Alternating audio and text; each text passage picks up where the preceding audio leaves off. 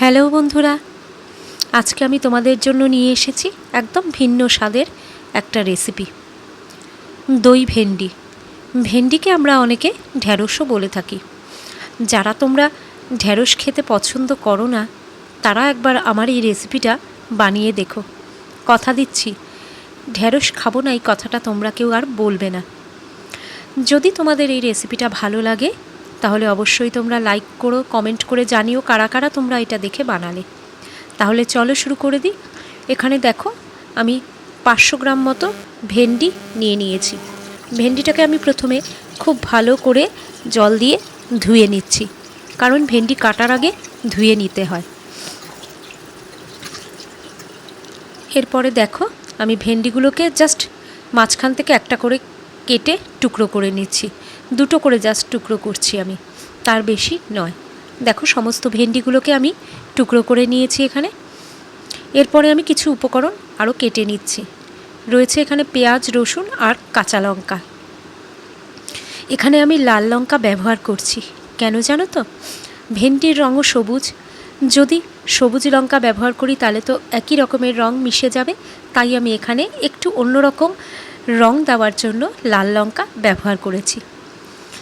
দেখো আমি আস্তে আস্তে করে পেঁয়াজগুলো কুচো করে নিয়েছি, রসুনগুলোকেও একটু কুচো করে নিচ্ছি। এরপরে আমি লঙ্কাগুলোকেও জাস্ট একটুখানি তেঁচড়া করে কেটে নিয়েছি।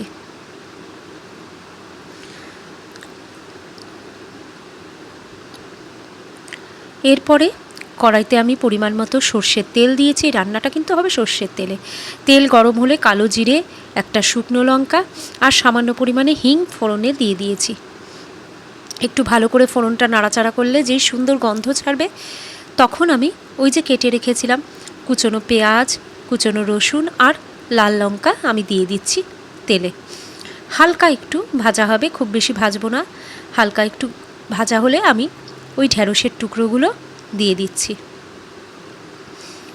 ঢ্যাঁড়সটাকেও একটু ভালো মতো নাড়াচাড়া করে নেব পেঁয়াজ রসুনের সাথে।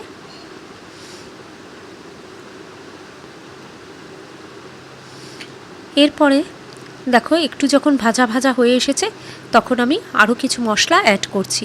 দিয়ে দিচ্ছি 2 চামচ মতো হলুদ গুঁড়ো, দিয়ে দিচ্ছি জিরে গুঁড়ো 1 চামচ, দিচ্ছি ধনে গুঁড়ো 1.5 চামচ মতো, আর দিচ্ছি লাল লঙ্কার গুঁড়ো 1 চামচ। ভালো করে সেই মশলাগুলোকেও আমি আবারও ঢ্যাঁড়সের সাথে মিশিয়ে নিচ্ছি, আর একটু ভাজা ভাজা করে নিচ্ছি। এরপর আমি সামান্য পরিমাণে নুন আর চিনি অ্যাড করছি। নুন এবং চিনিটা অবশ্যই তোমরা তোমাদের স্বাদ অনুযায়ী অ্যাড করবে। আরও একটু ভালো মতো ভাজা ভাজা যখন আমার হয়ে এসেছে, তখন আমি দিয়ে দিচ্ছি এর মধ্যে ফ্যাটানো টক দই। দইটা দিয়ে কিন্তু অবশ্যই লো ফ্লেমে রাখবে তোমরা গ্যাসের আঁচটাকে, রেখে ভালো মতো নাড়াচাড়া করবে। এরপর আমি ওই দইয়ের বাটিটা ধুয়ে সামান্য পরিমাণে জল দিচ্ছি। এই রান্নাটাতে কিন্তু জল একদমই লাগে না। দেখো বন্ধুরা, আমার রান্নাটা কিন্তু কমপ্লিট হয়ে গেছে। যদি ভালো লাগে অবশ্যই লাইক করো এবং